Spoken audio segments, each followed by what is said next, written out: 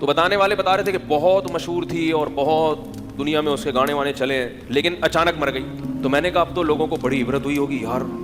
کتنی دنیا کمائی اس نے، عزت کمائی، اور وہ عزت 1 منٹ میں بولو بھائی خاک میں مل گئی۔ اور وہ انڈیا کی تھی تو اس کو جلایا گیا۔ میں نے کہا اور عبرت ہوگی، پھر تو لوگوں کو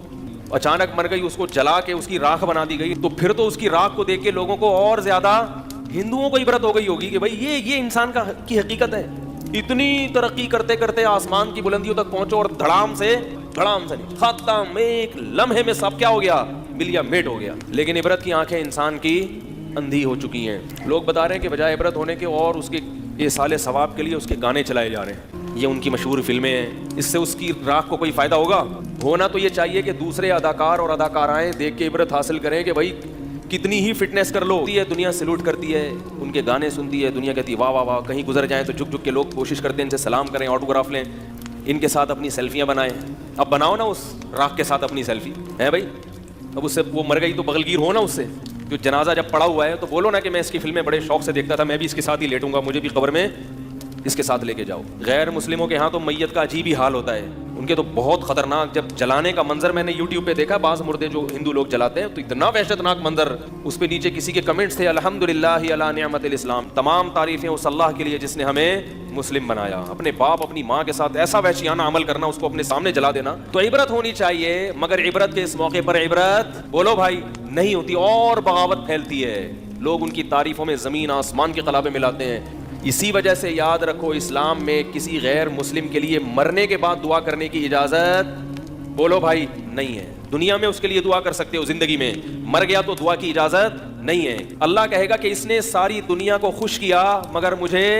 خوش نہیں کیا، اب یہ میرے پاس آیا ہے تو اس کو سب سے بڑی سزا یہ کہ اس کے لیے دعا کی اجازت نہیں ہے۔ یہ باغی ہیں اللہ کے، جب تک غیر مسلم زندہ ہے امکان ہے کہ توبہ کر لے گا، اس لیے آپ اس کو برا بھلا مت کہیں۔ مر گیا اب نہیں، بغیر توبہ کے چلا گیا تو اللہ نے کسی کو 40 سال مہلت دی، کسی کو 50 سال، کسی کو 60 سال، ساری زندگی ساری دنیا کا خیال، مگر جس نے پیدا کیا اس کے لیے کیا کیا آپ نے؟ اس پر ایمان ہی نہیں تھا، کرتے کیا آگے اس کے لیے؟ عبرت کی بات ہے، اللہ عبرت کا نشان بنا دیتے ہیں، مگر افسوس موت کا یقین ہم سب کو ہے کہ مرنا ہے، مگر یہ چیز ہمارے لاشعور میں نہیں ہے، سوچنا پڑتا ہے گھنٹوں گھنٹوں بیٹھ کے کہ مروں گا، بیان سننے پڑتے ہیں مولانا صاحب کے، اگر بیان سننا چھوڑ دیں، سوچنا چھوڑ دیں تو زبان سے تو یہی کہے گا کہ مروں گا، مگر حقیقت میں تصور کیا بن چکا ہے کہ مروں گا نہیں۔ کام سارے ایسے ہو رہے ہیں جیسے اس نے قیامت تک کے لیے دنیا میں زندہ رہنا ہے۔ لوگ زہری مریض بن رہے ہیں، 60 50 سال کی عمر میں بھی دولت کے بارے میں سوچ کے ہائے پیسہ نہیں ہے، ہائے پیسہ نہیں ہے، ہائے پیسہ نہیں ہے، اور جن کے دلوں میں اللہ موت کو مستحضر کر دیتے ہیں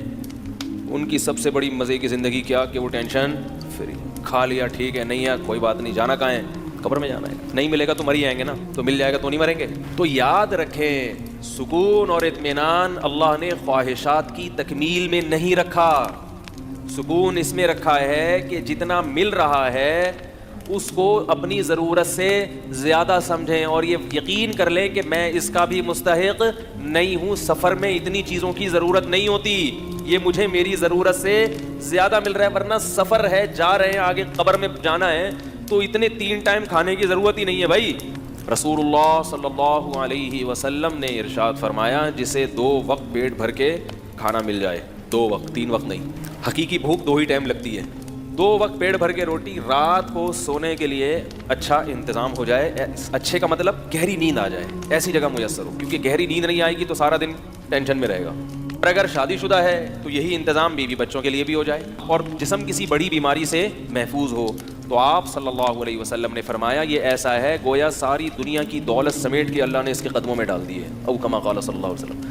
اب یہ پریشان ہوگا تو یہ پریشانی اس کی اپنی بنائی ہوئی ہے، یہ پریشانی اس کی علامت ہے کہ یہ دنیا کو مسافر خانہ، کم وقت یہ دنیا کو مسافر خانہ نہیں سمجھ رہا،